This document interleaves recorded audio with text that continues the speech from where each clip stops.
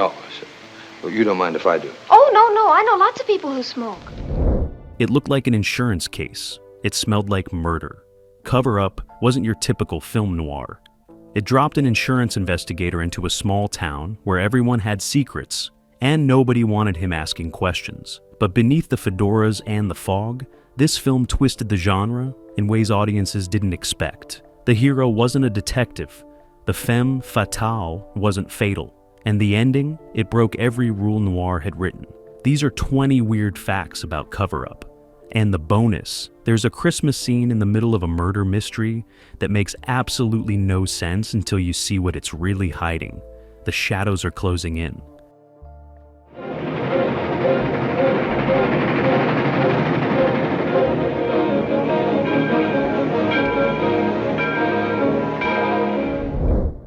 Number 1. Cover Up opens with something noir almost never does: daylight. Not the moody, rain-slicked streets of Los Angeles. Not the smoke-filled back rooms or neon-lit alleyways. Instead, we get a small Midwestern town bathed in bright, unforgiving sunshine. It's Christmas time.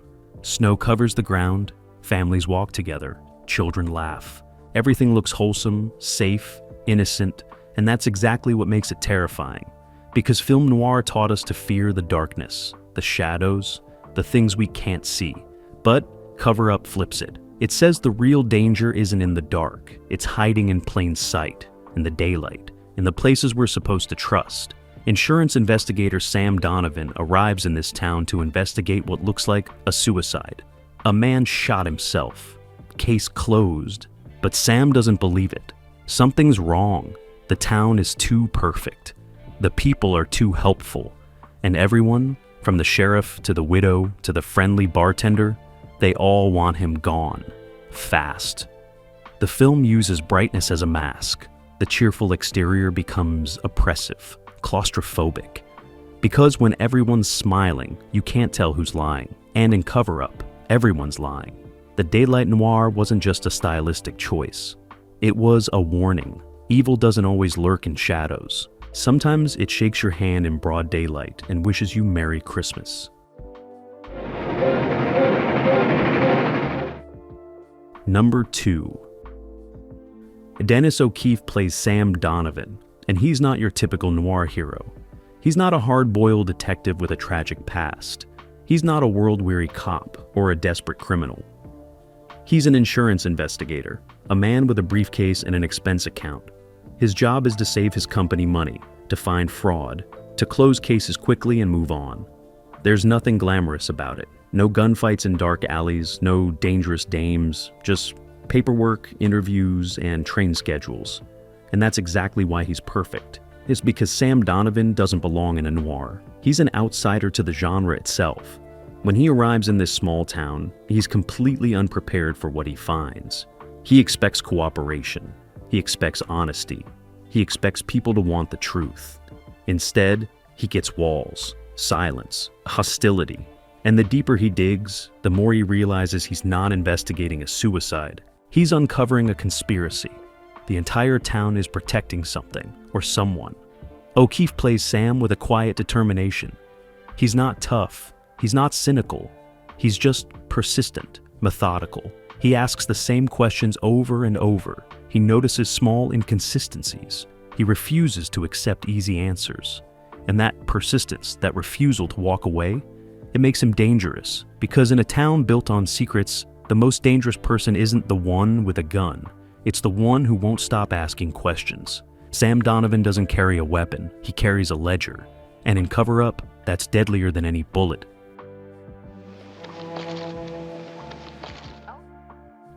Number 3. William Bendix plays the sheriff, and he's the face of small-town authority. Big, friendly, folksy. He greets Sam with a smile and a handshake, calls him friend, offers to help however he can, shows him around town, introduces him to the locals. Everything about him screams honest, trustworthy lawman, except his eyes. There's something cold behind them, something calculating. Because Bendix doesn't play the sheriff as obviously corrupt. He plays him as a man doing what he believes is necessary. A man protecting his town, his people, his way of life. And if that means lying to an outsider, so be it. The sheriff in Cover Up represents the dark side of community. The idea that loyalty can become complicity, that protecting your own can mean covering up evil. Throughout the film, he shadows Sam, always showing up at the wrong time, always steering the conversation away from dangerous topics, always suggesting Sam might be more comfortable leaving, going back to the city, closing the case, moving on. He never threatens, never raises his voice, but the menace is there in every smile, every helpful suggestion, every time he calls Sam friend. Bendix's performance is chilling because it's so normal. He could be any small-town sheriff in any American town, friendly, helpful, protective, until you ask the wrong question. Then you see what's underneath, and what's underneath is terrifying because it's not evil, it's loyalty, twisted into something monstrous. You know, you smoke too much once. Number 4. The femme fatale in Cover Up isn't fatal at all. Barbara Britton plays Anita Weatherby, the widow of the dead man. In classic noir, she'd be the dangerous woman, the seductress drawing the hero into her web. She'd have secrets, hidden motives, using beauty as a weapon. But Anita is none of those things. She's grieving, confused, scared. She loved her husband and wants answers as badly as Sam does. As the film progresses, they form an alliance, not a romance. An alliance. 2 outsiders in a town that wants them gone. She helps him investigate, shares information, provides access to her husband's papers. The film subverts the femme fatale trope completely. Anita isn't the threat. The town is. The ordinary people are. By removing the femme fatale, Cover Up says, don't trust anyone. Not because they're seductive, but because they're ordinary. And ordinary people protecting something can be most dangerous of all. The train. Oh, it's quite all right. Number 5. The mystery at the heart of Cover Up isn't about who killed the victim. It's about why everyone's pretending it was suicide. From the first scene, the film makes it clear. This wasn't suicide. The angles are wrong. The evidence doesn't match. The story doesn't hold. Any competent investigator would spot it immediately. And Sam does, within minutes. But when he points this out, no one cares. The sheriff shrugs. The coroner stands by his report. The townspeople insist they don't know anything. It's not that they're covering up the killer. They already know who did it. The whole town knows. They've known from the beginning. What they're covering up is why, because the why would expose something bigger.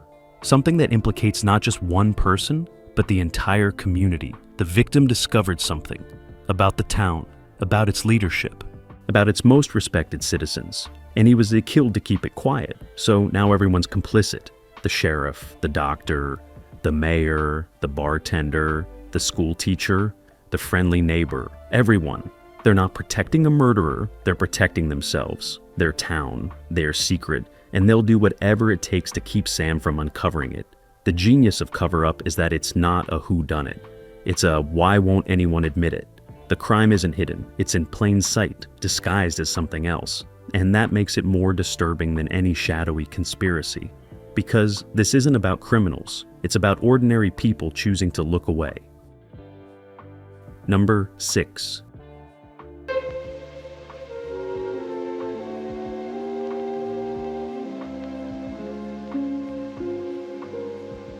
Cover Up uses Christmas as its backdrop, and the contrast is brutal. While Sam investigates a murder, the town celebrates. Decorations hang from lampposts. Carols play on the radio. Children build snowmen. Families gather for dinners. Everyone's preparing for the holidays. And nobody seems to care that a man died violently just days ago. The Christmas setting isn't accidental. It's thematic. Christmas represents family, community, togetherness, coming home, finding peace.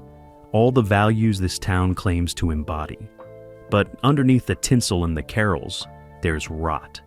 The same people singing Silent Night are covering up murder. The same hands hanging wreaths are hiding evidence. The same smiles wishing Merry Christmas are lying to an investigator's face. Film noir traditionally takes place in darkness, rain, fog, urban decay. But Cover Up says darkness isn't just visual, it's moral, and it can exist anywhere.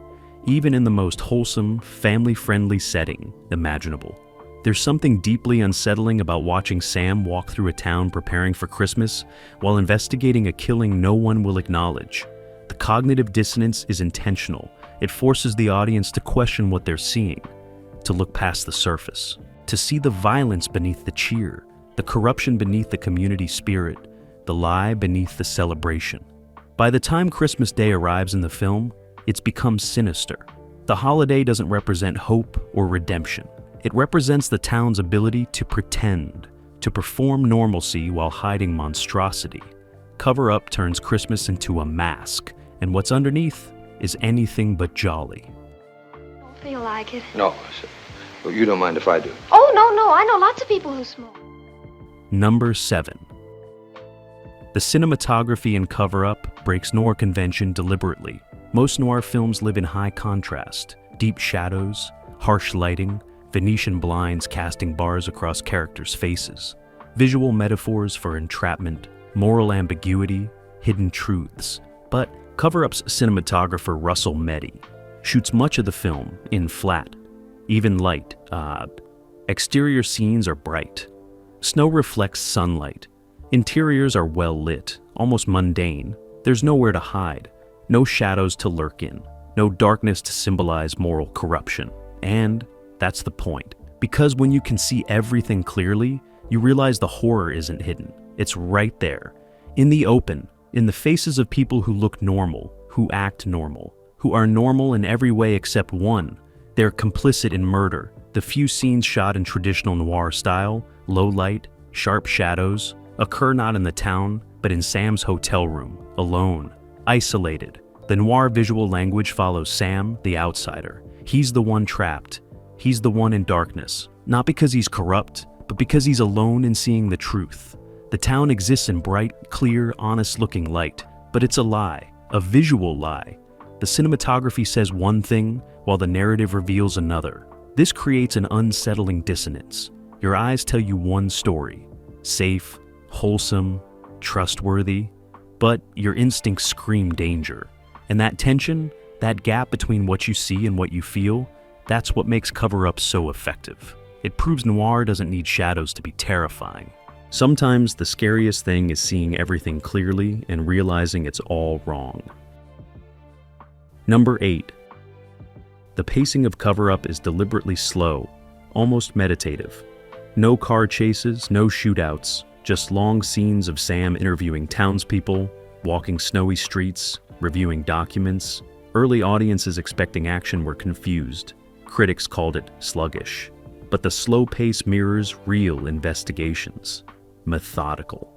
One small clue at a time. The film forces you to notice what characters aren't saying. The micro-expressions, the pauses before answering. In a fast-paced thriller, you'd miss these details. But Cover Up lingers, makes you watch. And the longer you watch, the more uncomfortable you become. Because nothing's happening. Sam's just asking questions. People just aren't answering. That's it. Yet tension builds anyway. Slowly, inevitably. The slow pace isn't a flaw. It's the film's greatest weapon, creating dread through patience, through silence filling the frame. Number 9. There's a scene in Cover Up that defines the entire film. Sam sits in a diner having coffee. Around him, townspeople eat breakfast, talk, laugh, everything normal. Then Sam asks the waitress a simple question about the victim. Where did he work? What time did he usually come in? Basic stuff. And the entire diner goes silent. Not dramatically, not with slammed doors or gasped breaths, just silent. Forks stop moving, conversations pause, eyes shift. Nobody looks at Sam directly, but he can feel every person in that room watching him. Waiting, the waitress smiles, says she doesn't remember, goes back to wiping the counter, and slowly, gradually, the noise returns. Conversations resume, but now they're quieter, more careful. And Sam realizes he's being warned, not with words, not with threats, with silence, with the collective withdrawal of a community. It's a brilliant scene because it shows how power works in small towns, not through violence, through belonging, through inclusion and exclusion, through the silent agreement of the group. Sam doesn't belong. He's not one of them. And they can make him feel it without saying a word, just by stopping, by withholding, by turning slightly away. The scene has no dramatic music, no ominous lighting, just the ambient sound of a diner and the weight of judgment. It's more terrifying than any confrontation could be, because it shows Sam what he's up against. Not a killer, not a conspiracy, a community, united, impenetrable, and he's on the outside looking in. Number 10. By the halfway point, Cover Up has built tension without action. Sam hasn't been attacked, no one's tried to kill him. There's been no violence at all since the initial death that brought him here. Just evasion, misdirection, friendly warnings to leave, and it's making him paranoid, making the audience paranoid. Because in a traditional noir, violence comes early. A body in the opening scene, a shootout, a beating, something to establish physical danger. But Cover Up withholds it. Sam walks dark streets alone, enters empty buildings, meets suspects in isolated locations, all the setups for noir violence. But nothing happens. People just talk to him, smile, offer him coffee, tell him nothing, and somehow that's worse, because he's waiting. We're waiting for the violence we know is coming in this genre, but it doesn't come, and the waiting becomes unbearable. The film plays with noir expectations deliberately. It knows you know the conventions. It knows you're expecting the hero to get jumped in an alley, to wake up beaten in a warehouse, to narrowly escape a staged accident. So it doesn't give you those things. Instead, it gives you politeness, cooperation, friendly faces, and it makes them menacing through absence, through what's not happening. By the time something finally does happen, if it does, you're so primed for violence that the smallest act becomes explosive. Cover Up understands that anticipation is more powerful than action, that suggesting violence is more frightening than showing it, and it uses that understanding to create a dread that settles into your bones and doesn't leave. Number 11.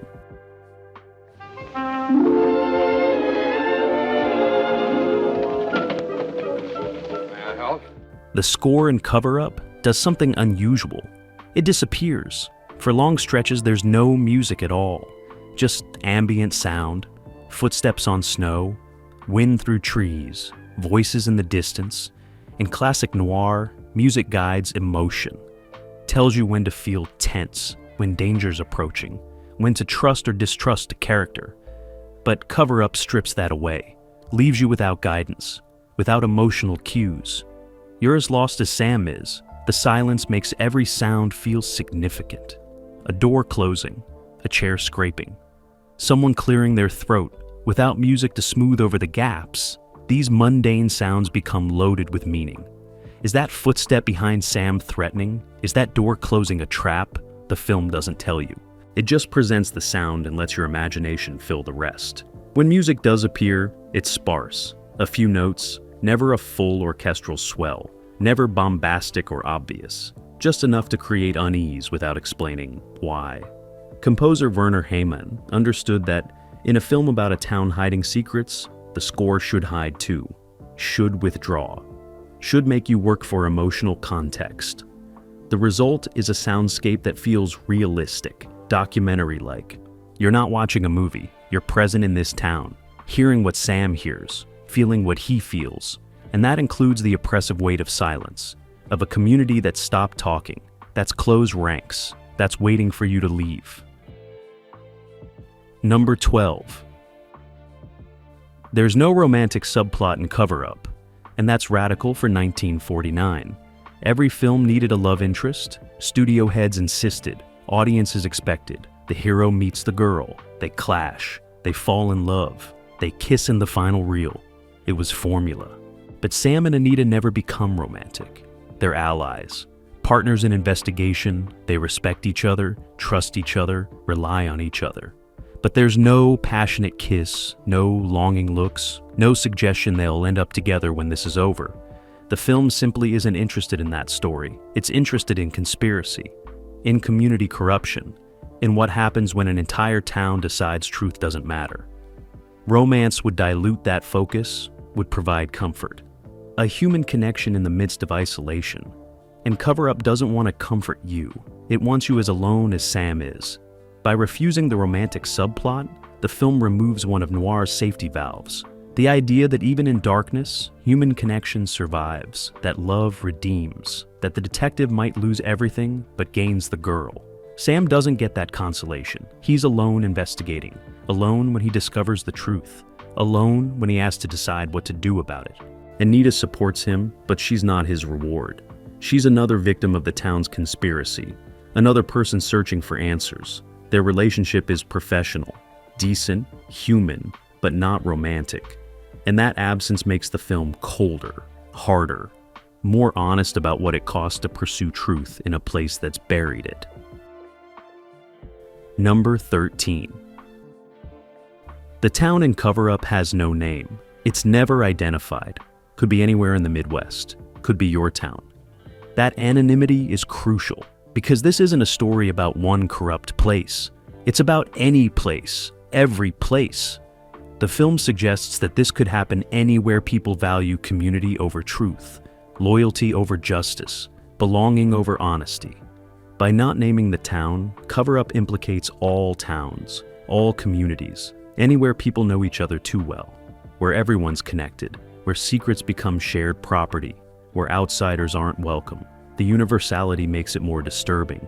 You can't dismiss this as happening somewhere else, somewhere unlike where you live, because it has no specific location. It could be next door. The production design reinforces this. The town looks generic. Standard American small town, Main Street, town square, church, diner. Nothing distinctive, nothing memorable. It could be 100 different places, and that's the point. Evil doesn't require a special location, doesn't need a dark alley in a corrupt city. It can exist on any tree-lined street, in any friendly neighborhood, among any group of people who decide that protecting their own matters more than exposing the truth. The nameless town becomes every town. And that makes Cover Up not just a noir film, but a warning. Number 14. Cover Up's ending doesn't resolve cleanly, and audiences in 1949 hated it. They wanted justice, wanted the guilty punished, wanted Sam to win, to expose the conspiracy, to bring everyone down, to restore order. Instead, the film offers something more complex, more realistic, more disturbing. Sam discovers the truth. He knows who killed the victim and why. He knows who covered it up. He has evidence, proof. He could blow the whole thing open. But then, he has to decide. Does he? Does he destroy this town, ruin dozens of lives, tear apart families, send people to prison? People who aren't evil, just scared, just trying to protect what's theirs. The film doesn't give you an easy answer, doesn't tell you what's right. It presents the dilemma and lets it sit. Sam makes his choice, but the film doesn't celebrate it or condemn it.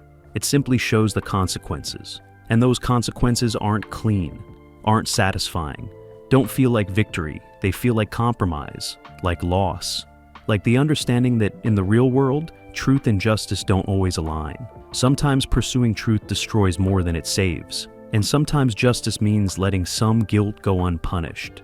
Cover Up ends not with triumph, but with ambiguity, with the acknowledgement that solving a mystery and fixing a problem aren't the same thing. And sometimes knowing the truth just means living with it.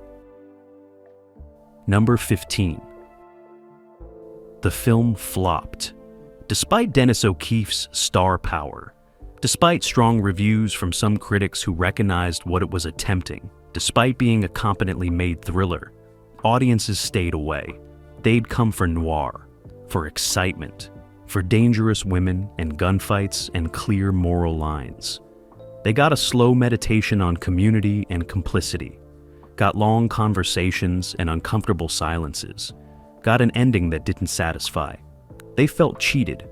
Word of mouth was terrible.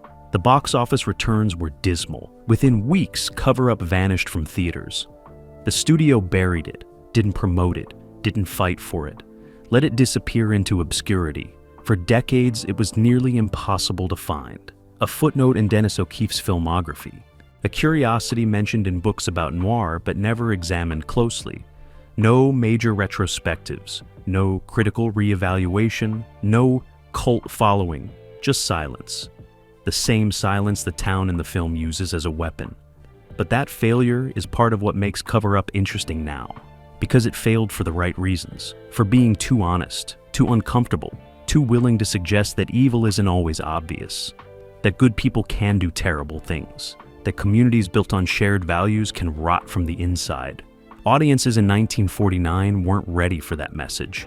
Maybe we still aren't, but the film exists, waiting.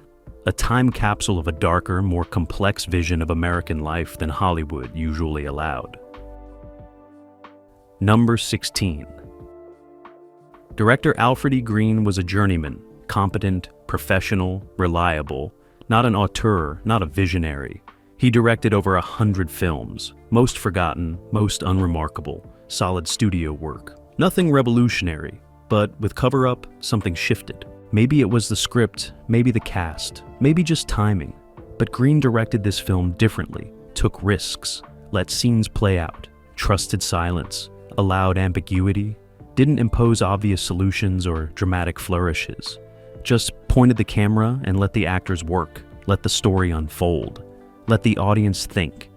It's not flashy direction. There are no show-off shots, no elaborate tracking sequences, no visual pyrotechnics. Just clean, clear, patient filmmaking. Scenes are blocked simply.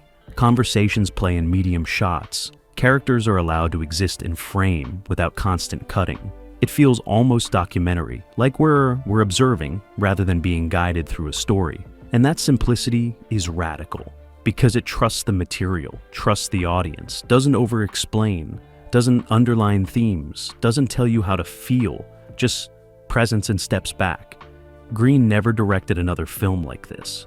Went back to workmanlike studio pictures, comedies, westerns. Nothing with Cover Up's ambition or darkness. Whether he wasn't given the opportunity or didn't want it, we'll never know. But for one film, Alfred E. Green made something that transcended his usual work. Something that still resonates, still disturbs, still asks questions Hollywood usually avoids. Number 17. The supporting cast in Cover Up is filled with familiar faces, character actors you recognize but can't name. The friendly bartender, the nervous doctor, the stern mayor, all played by actors who spent careers in small roles, building American cinema one minor character at a time. And they're perfect here, because they look like real people, not movie stars, not glamorous, just ordinary Americans. The kind you'd see in any town, and that ordinariness is essential. These aren't obviously sinister figures. They're not noir villains. They're neighbors, community members, people you'd trust, people who'd help you change a tire or bring you soup when you're sick. But they're also people who will lie to your face to protect their town, who'll cover up murder if it means preserving their way of life. The casting makes that cognitive dissonance work. If these roles were played by obvious villains, actors who specialize in menace, the film wouldn't work. You'd know not to trust them. But these actors play honest, play sincere, play like people who genuinely believe they're doing the right thing. And maybe they are. That's what makes it terrifying. Not that evil people do evil things, but that good people, normal people, everyday people can rationalize anything if they convince themselves it's for the greater good. The supporting cast doesn't choose scenery, doesn't telegraph their characters' guilt. They just exist, friendly, helpful, lying, and you believe them until you don't, until you see what's underneath, and realize it was there all along. Number 18. There's a single moment of violence in Cover Up's final act, and it's shocking precisely because it's been withheld for so long. The film has built tension through absence, through suggestion, through the threat of violence without delivery, and then suddenly, quickly, brutally, it happens. Not in a dramatic set piece, not in a choreographed fight, just violence, fast and ugly and real, and it changes everything. Because once that line is crossed, once the town moves from passive resistance to active threat, there's no going back. The mask drops, the pretense of civility evaporates, and you see what was always underneath. These people will kill to protect their secret, have killed before, will kill again. The violence isn't glorified, isn't stylized, it's presented as what it is. An act of desperate people who've run out of options, who've been backed into a corner, who see no other way, and that makes it more disturbing than any noir shootout. Because it's not criminals being criminals, it's ordinary people becoming murderers. Crossing a line they can never uncross, the scene lasts seconds. But its impact reverberates through the rest of the film, changes how you see every character. Every friendly smile earlier now looks sinister. Every helpful gesture now looks like manipulation. The violence exposes what the whole film has been building toward. The truth beneath the performance. The rot beneath the respectability. The darkness beneath the daylight. Number 19. Cover Up asks a question noir rarely addresses. What if the conspiracy is everyone? Not a criminal organization, not corrupt officials. Everyone, the whole community, acting together, protecting each other, creating a wall of silence no investigator can penetrate. Most noir features isolated corruption. A crime boss, a dirty cop, a killer. The hero can identify the enemy, fight them, expose them, bring them down. But in Cover Up, there's no single villain. No mastermind pulling strings. Just a community that collectively decided to hide the truth. And how do you fight that? How do you expose a conspiracy when everyone's complicit? When there's no weak link, no one willing to talk, no evidence anyone will corroborate? Sam faces this impossible situation. He knows the truth, but he can't prove it. Can't get anyone to testify. Can't find documentary evidence because it's been destroyed or hidden. His knowledge is worthless without cooperation, and no one will cooperate. The film suggests that community can be a weapon, that the bonds connecting people can be twisted into chains, that belonging, that most human need, can become a tool of oppression.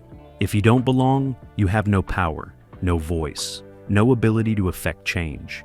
You're simply outside, and those inside can ignore you, exclude you, wait you out. Cover Up shows the dark side of community. The way shared values can become shared guilt. The way protecting your own can mean sacrificing outsiders.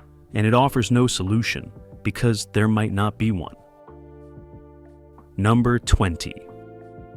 Cover Up has been rediscovered in recent years. Film scholars studying noir have found it, written about it, recognized its importance, seen how it challenged genre conventions, how it anticipated later developments in crime cinema, how it asked questions films weren't supposed to ask in 1949. But it remains obscure. No major home video release, no streaming availability, no popular reevaluation, just academic interest.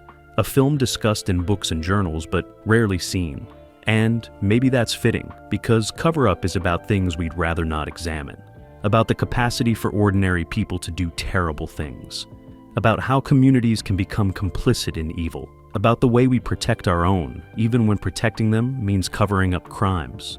These aren't comfortable ideas, aren't entertaining, aren't what we go to movies for.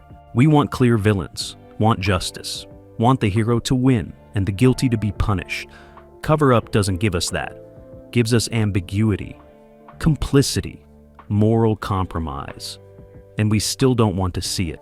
The film remains covered up, hidden, obscure, just like the truth in the film itself, buried not by censors or studio interference, but by audience disinterest, by our collective decision that some stories aren't worth telling, some truths aren't worth facing, some mirrors reflect images we'd rather not see.